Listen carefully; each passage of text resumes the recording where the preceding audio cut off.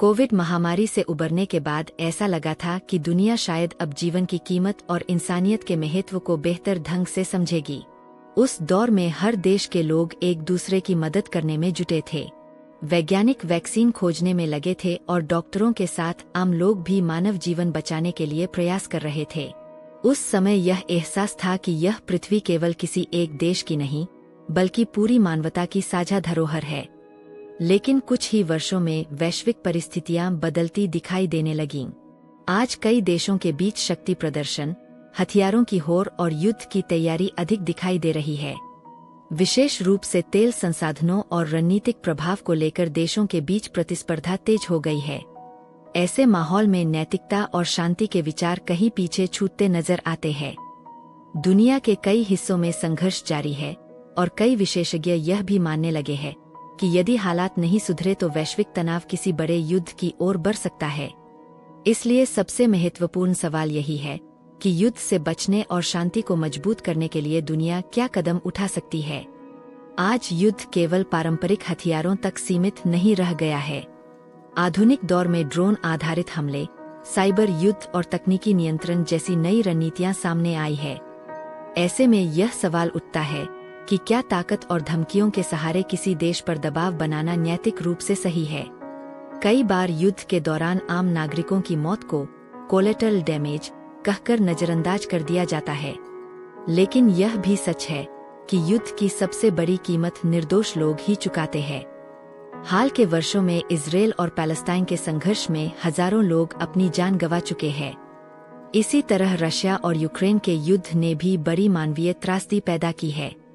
पश्चिम Asia में बढ़ते तनाव के बीच यूनाइटेड स्टेट्स और ईरान के बीच टकराव की आशंका भी चर्चा में है। इन संघर्षों में मरने वाले बच्चों, महिलाओं और आम नागरिकों की पीड़ा अक्सर चर्चा से बाहर रह जाती है। युद्ध के बाद बच जाने वाले लोगों को भी मानसिक, शारीरिक और भावनात्मक आघात का सामना करना पड़ता है। यही कारण है कि कई विचारक और दार्शनिक हमेशा शांति और नैतिक नेतृत्व की आवश्यकता पर जोर देते रहे हैं। भारत के महान विचारक महात्मा गांधी ने हमेशा अहिंसा और करुणा का संदेश दिया। एक बार जब उनसे पूछा गया कि यदि कोई विमान बम गिराए तो वे क्या करेंगे, तो उन्होंने कहा कि वे उस पायलट की मनःस्थिति के बारे में सोचेंगे, जो ऐसा करते समय भीतर से कितना बेचैन होगा।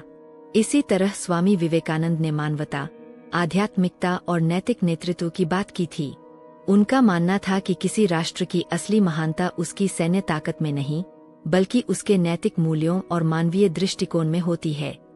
आज दुनिया के सामने यही सवाल खड़ा है कि क्या नेतृत्व केवल शक्ति प्रदर्शन का केंद्र बनेगा या फिर नैतिक मूल्यों का मार्गदर्शक भी होगा। कई देशों के बीच संबंध अब व्यापार, तेल संसाधनों, टैरिफ और हथियारों के सौदों के आधार पर तय होते दिखाई देते हैं।